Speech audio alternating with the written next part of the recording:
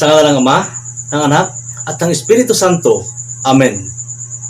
Mapagpalang araw po sa ating lahat mga kapatid sa pananampalatayang Katoliko. At binabati din po natin ang ating mga kaibayo sa pananampalataya. Mapagpalang araw po sa inyong lahat. Ito po ay ang part 2 sa ating naunang video, Is Living the Catholic Church a Mortal Sin? Ito po yung tungkol sa kung okay lang ba na ang isang Katoliko ay umalis sa kaniyang pagiging Katoliko at umanib doon sa mga siktang tatag ng tao. Ang pagtalikod ba sa pangkalatang simbahan ng ating Panginoon Jesucristo o Roman Catholic Church ay may tuturing na kasalanan laban sa Espiritu Santo? Siya nga po mga kapatid. Pakinggan po natin ang mga salita ng Panginoon sa San Mateo, Kapitulo 12, versikulo 30 hanggang 32. Ang hindi panig sa akin ay laban sa akin, at ang hindi ko kasama sa pag-iipon ay nagkakalat. He who is not with me is against me, and he who does not gather with me scatters. Kaya't sinabi ko sa inyo, mapapatawad ang anumang kasalanan at paglapastangan, ngunit hindi mapapatawad ang anumang paglapastangan sa Espiritu Santo. Sino mang magsalita laban sa anak ng tao ay patatawarin, ngunit ang sino mang magsalita laban sa Espiritu Santo ay hindi patatawarin, maging sa panahong ito o sa panahong darating.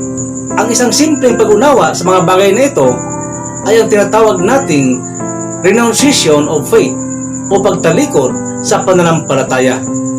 Halimbawa, iniwan ng isang Katoliko ang kanyang paniniwala. Anong ibig sabihin nito? Ipinapahiwatig nito na hindi na siya naniniwala sa tradisyonal na doktrina ng simbahan. Hindi na siya makikibahagi sa Eucharistia na siyang ating makalangit na pagkain na nagbibigay sustansya sa ating mga kaluluwa. At hindi na siya naniniwala sa simbolismo ng krus at tatangging tumanggap ng mga sakramento. Ang nakakalungkot pa nito ay hindi na siya muling dadalo sa selebrasyon ng Holy Mass o banal na Eucharistia na pinakamataas na antas ng pagsamba. Ito'y nagmula pa noong una at ginampanan sa panahon ng mga apostol. Ito ay ilan lamang sa mga nakakalungkot na realidad kapag ang isang tao ay umalis sa kanyang pananampalatayang Katoliko. Yan nga ang dahilan mga kapatid kung bakit ang simbahan ay mayroong diktong na tinatawag na extra ecclesiam nulla salus. Nang ibig sabihin, walang kaligtasan sa labas ng simbahan. Ngunit bago po kayo mag-react sa nasabing doktrina, kailangan nating maunawaan na hindi ito nangangahulugang ang mga Katoliko lamang ang maligtas. Hindi rin ito nangangahulugan na kung ikaw ay isang Katoliko ay naligtas ka na. Kahit na ito'y tumutukoy sa mga binyagang mga miyembro ng simbahang Katoliko na pumili na tanggihan at iwanan ang kanilang pananampalataya. Ang assertion o declaration na ito ng simbahan ay nagpaalala sa atin na ang kaligtasan ay hindi posible para sa mga nangamatay sa estado na ito na may pagkabigo na makipagsundong muli sa kanilang sarili doon sa simbahan. Naintindihan ko po mga kapatid na ang reliyon o pagiging isang binyagang miyembro ng simbahan ay hindi isang katiyakan ng kaligtasan, sapagkat tayo nga ay hahatulan ayon sa ating mga nagawa. Nating mababasa sa mga ngaral, Kapitulo 12, versikulo 14 at sa pangalawang Korinto, Kapitulo 5, versikulo 10. Ngunit huwag kalimutan na ang iglesia o simbahan ay itinatag ng ating Panginoong Diyos na si Jesucristo upang maging daan ng ating kaligtasan patungo sa buhay na walang hanggan. Ang pagtalikod sa simbahan ay isang malubhang pagkakasala laban sa Diyos, sapagkat ang kilos na iyon ay nangangahulugan ng isang pagsuway laban sa otoridad ng Diyos na itinatag dito sa lupa. Kung kaya't binigyang din ni Jesus sa Mateo Kapitulo 12, versikulo 30 hanggang 32 na ang kasalanan laban sa banal na Espiritu ay hindi mapapatawad. Kaya nga, ipinapaalala sa atin ni San Pablo na dapat tayong pasakop sa simbahan ni Kristo na ating mababasa sa Hebrew Kapitulo 13, versikulo 17. Pasakop kayo at sumunod sa mga namamahala sa inyo sila'y may pananagutang mangalaga sa inyo at mananagot sila sa Diyos ukol dyan. Kung sila'y susundin ninyo, magagalak sila sa pagtupad ng kanilang mga tungkulin. Kung hindi, sila'y mamimigati at hindi ito makakabuti sa inyo. Kasi nga mga kapatid, doon sa simbahan, ibinigay ng Panginoon ang mga susi para sa ating kaligtasan. Basahin po natin ang San Mateo, Kapitulo 16, versikulo 19. Ibibigay ko sa iyo ang mga susi sa kaharian ng langit. Ang ipagbawal mo dito sa lupa, ipagbawal sa langit. At ang ipahintulot mo dito sa lupa, ay ipahintulot din sa langit. Bukod pa riyan, ang simbahan ang inutusan ng Panginoon upang mangaral sa atin. Ayon sa San Mateo, Kapitulo 28, versikulo 19 hanggang 20. Humayo kayo, gawin ninyong mga alagad ko ang mga tao sa lahat ng bansa.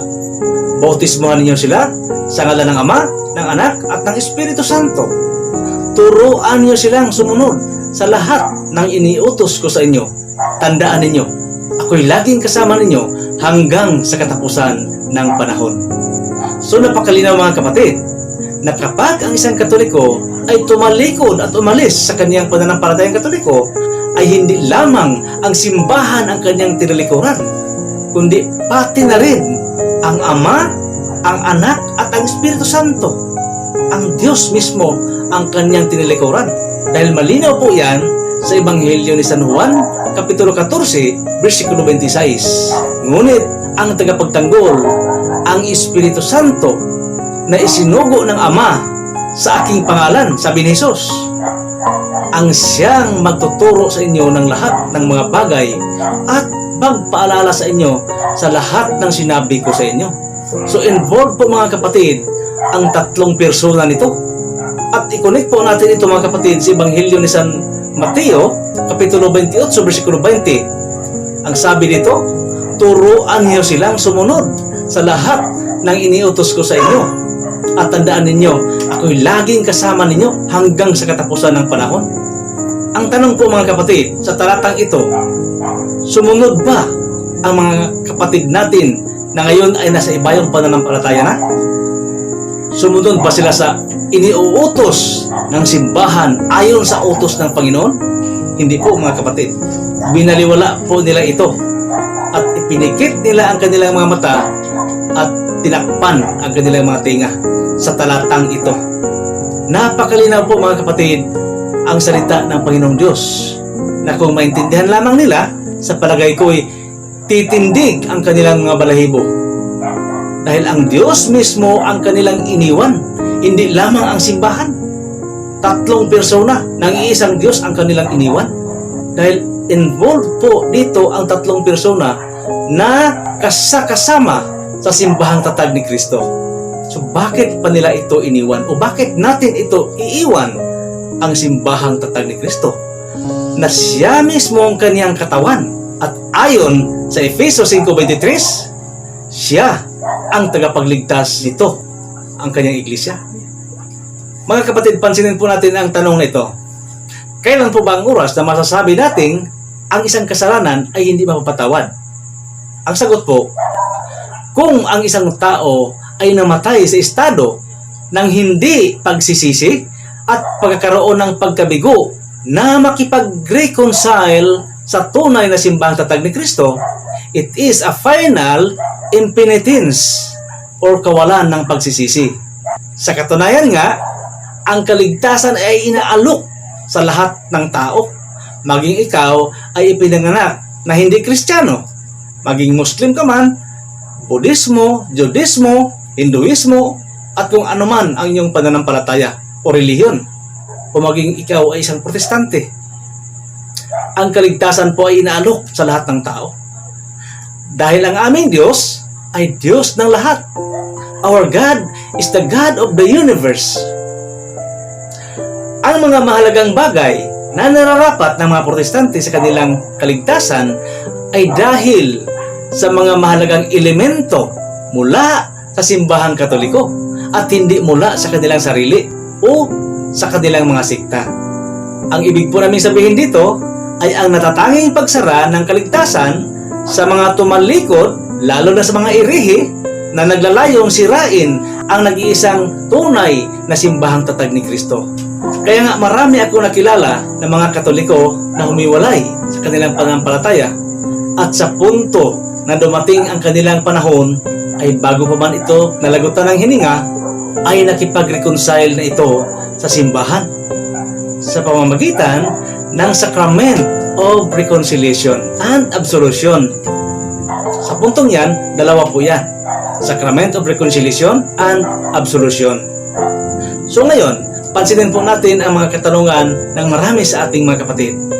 Ayon sa dictum na tinatawag na extra ecclesiam nulla salus, ang kaligtasan ba ay eksklusibo lamang sa mga miyembro ng simbahan Katoliko? Ang sagot po ay no, it is not. Malinaw po yan sa atin nang nabanggit kanina sa Catechism of the Catholic Church. Kinilala ng Iglesia ang turo nito tungkol sa pangailangan ng simbahang Katoliko para sa kaligtasan ay hindi naintindihan ng karamihan. Narito po kung paano sinimulang tugunan ng Catechism of the Catholic Church ang paksang ito. Paano natin maunawaan ang pagpatunay na ito na madalas na paulit-ulit na sinasabi ng mga Church Fathers? Reformasyong positibo. Nangangahulugan ito na ang lahat ng kaligtasan ay nagmumula kay Kristo, ang ulo, sa pamamagitan ng iglesia o simbahan na kanyang katawan. Natin mababasa sa CCC number 846. Ang Iglesia Katolika ay nagtuturo ng hindi nagkakamali.